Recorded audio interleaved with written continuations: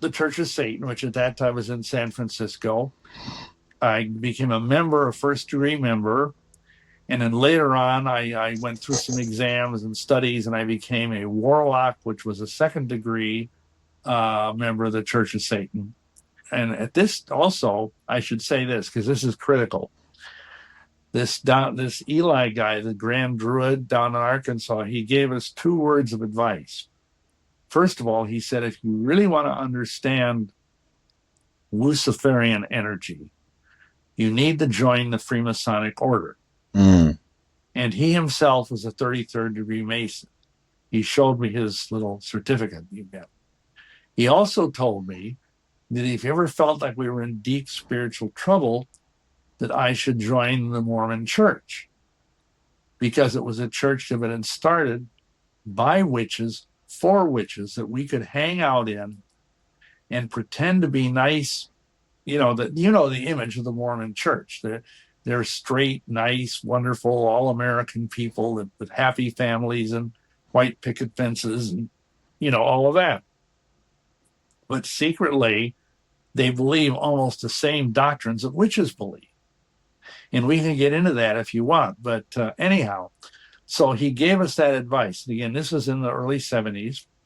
So I joined the Masonic Lodge, became a Master Mason, at the same time as I was a Satanist and a witch.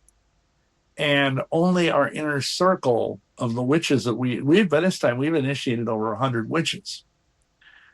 And only our inner circle knew that we were also Satanists.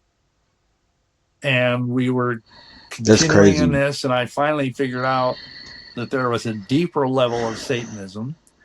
And I got in touch with some of them. And again, there was no internet. We had to do all this by mail and whatnot. And there was a group in Michigan called the Order of the Black Ram, which is like more hardcore satanic stuff. There was another group in Chicago called the Brotherhood. And I got involved with them because they were closer, because Milwaukee's just up the road about 90 miles from Chicago. And I got really, I sold my soul to the devil. That's how deep I got into this stuff. Yeah. Before we actually get to that part, I want to make sure to take some time to talk about Freemasonry, because Freemasonry, it's very rare to actually talk about to talk to former Masons, because it's something that you're not supposed to talk about. So it's kind of an opportunity while I have you here to kind of, for me personally, to learn, but also for the people to kind of have a knowledge about what Freemasonry is. You said that you became a Master Mason. Can you explain how the degrees and the lodges are set up in Freemasonry so people actually understand what we're talking about? Well, the basic thing is what's called the Blue Lodge. And that consists of 3 degrees: entered apprentice, fellow craft, and Master Mason. A lot of Masons never go any further than that. I did, but basically, it's like an initiatory process. The requirements are you have to, at that time, now mind you, I think I joined in 75. You had to be a man, freeborn, of good report, and well recommended. So they asked you if you believe in God, and I said yes, I did. And they didn't ask which God I believed in. They just, do you believe in God? And I said yes. I didn't tell them that the God I believed in had horns. So anyhow, I went through there's this whole process. You do a lot of memory work, they call it. You memorize all of these ritual things. You have a mentor who's called your poster, who's an older Mason. And the guy that I had was a real, very kind guy, an executive in the power company. I can't remember the name of the company. And he helped me memorize all this stuff. And then you go to 2nd degree, and then you have a whole bunch of stuff to memorize. And just let me touch this briefly, because people ask me, well, at what point does Masonry start to look creepy? I mean, because there's tons of Christians that are Masons, literally thousands of them. And I just asked them, how can you do that? I mean, when you start out as a Mason, they make you come to the lodge, they make you take off all your clothes except your undies. They put you in this like jammies. They're like, they're like pajamas. They're like, typically the one knee is bare and one breast is bare, your left breast, and I think your right knee. And you're blindfolded. You have a cable around your neck. It's like a velvet, they call it a cable tow. It's like a velvet blue rope. And you're tied up. And you're led to the door of the lodge. And you've got a guy leading you, because of course you're blindfolded. He knocks on the door, and somebody on this is all ritualized. And the guy on the other side says, "Who comes here?" And your guy who's guiding you, who's a lodge officer, he says, "Mr. Bill Sneblin, who has been long in darkness, and now seeks to be brought to light, to receive the rights and benefits of the worshipful lodge, erected to God as all members have done before." And I asked Mr. Christian, Mr. Pastor, Mr. Elder, because there's, like it used to be, I don't know if it still is, it used to be 40% of the pastors in a Southern Baptist convention were Freemasons.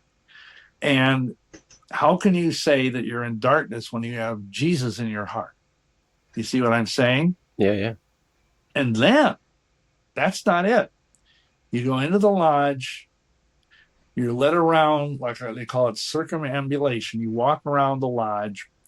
They have these officers, a junior warden, the senior warden at the different, things of the compass. And in the east is the worshipful master, who's like the big cheese. Then you're made to kneel at this altar. Again, you're still blindfolded. And you're made to understand that you're putting your hands on this huge, it's like a pulpit Bible, big King James Bible. And this guy comes forward, this worshipful master, and he says, we're going to lead you through this oath. And I'm not going to go through the whole oath because it takes like 5 minutes, but it's this long, involved, and ultimately blood-curdling oath. At the end, you say, you swear, the essence of the oath is to keep the secrets of an entered apprentice Mason, which of course I'm violating right now.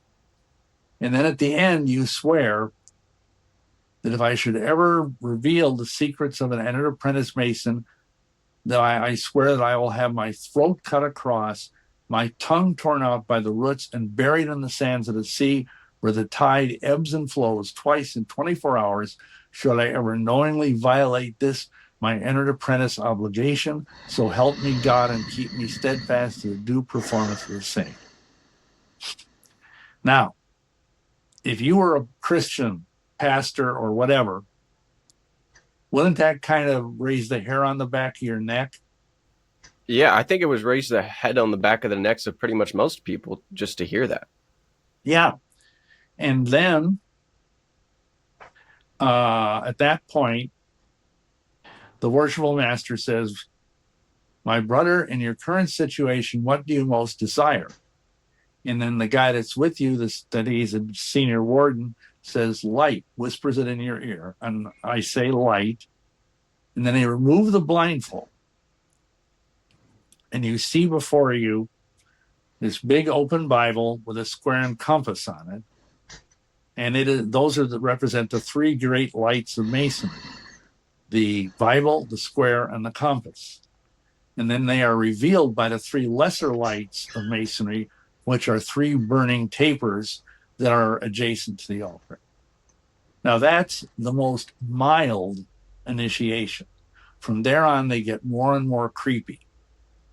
So I don't know how deep you want to go into this, but basically, Masonry is an antichrist thing.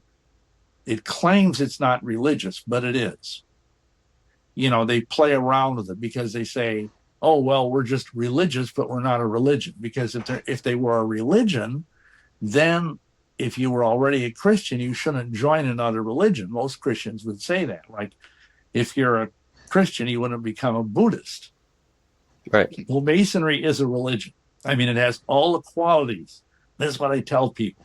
If you look at Webster's dictionary, there's three things that make something a religion, according to Webster. Number one, something has a belief in some sort of deity.